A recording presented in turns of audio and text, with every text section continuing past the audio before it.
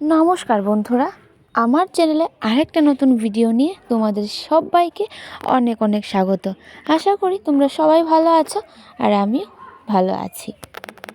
ভিডিওর প্রথমেই তোমরা দেখতে পাচ্ছ বাবাই চলে গেল সেলুনে। আর কেন, সেইটা দেখার জন্য আজকের ভিডিওটা পুরোটা দেখতে হবে। আমরা আজকে মা ছেলে মিলে সাজগোজ করে সোজা চলে এলাম আগরতলার যোগেন্দ্রনগর রেল স্টেশনে।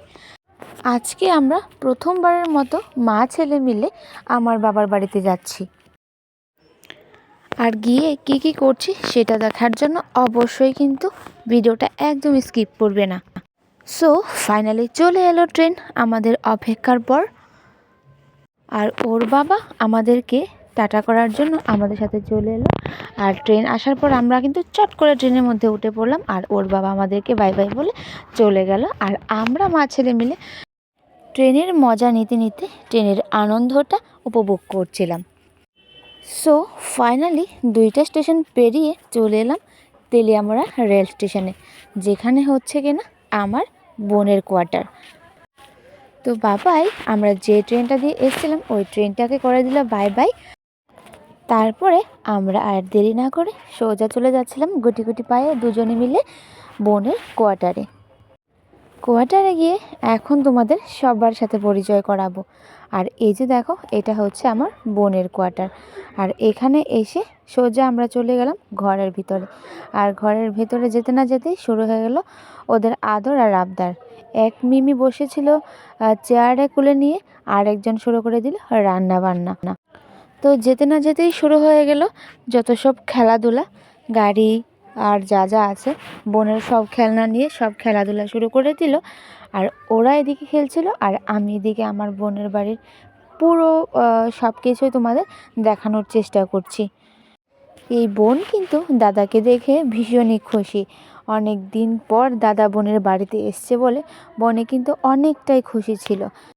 এখন থেকে কয়েকদিন তোমরা এই আমার বাবার বাড়ি আর বোনের বাড়ির ভিডিওই কিন্তু দেখতে পাবে। আর যারা যারা আমাকে ভালোবাসো তারা প্লিজ আমাকে একটু সাপোর্ট করো, যাতে আমি একটু একটু করে এগিয়ে যেতে পারি। তো দেখো, বোনের বাড়িতে এসে একটু রেস্ট ফেস্ট করে খাওয়া দাওয়া করে সোজা আমরা চলে গেছিলাম বোনের বাড়ির কাছেই একটা সুন্দর মন্দির আছে, যেখানে কিনা ভোলেনাথকে সুন্দরভাবে রাখা হয়েছিল। আমি এর আগের বার যখন এসেছিলাম তখন কিন্তু খুব সুন্দর এখানে ভোলেনাথের পুজো হচ্ছিল, যেখানে কিনা ওরা সবাই খুব সুন্দরভাবে মজা করে। আর এই তেলিয়ামুড়া স্টেশন কলোনি কিন্তু এই মন্দিরকে আঁকড়ে অনেক ভালো কিছু করে ওরা, আর যেটা দেখে কিনা ভীষণই ভালো লাগলো। তো ঘোরাঘুরি শেষ করে আমরা চলে এলাম ঘরে। আর ঘরে এসে ওরা দু ভাই বোন মিলে কাজ শুরু করে দিল, যেটা কিনা ওদের মিমি ওদেরকে বলেছিল যে ওরা যদি মিমিকে একটু হেল্প করে দেয় তাহলে ওদেরকে একটা খুব ভালো জিনিস রান্না করে খাওয়াবে।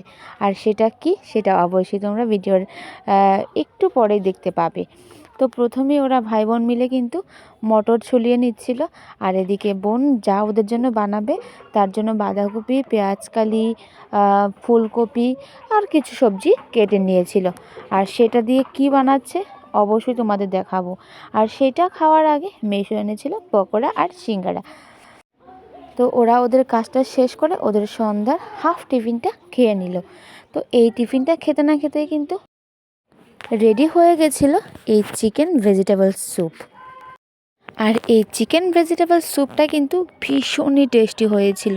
আর তোমরা যদি এই রেসিপিটা দেখতে চাও অবশ্যই কিন্তু আমাকে কমেন্ট করতে হবে, ঠিক আছে? তো টিফিনটার খাওয়ার সাথে সাথে স্যুপটাও কিন্তু খাওয়া শেষ হয়ে গেছিলো।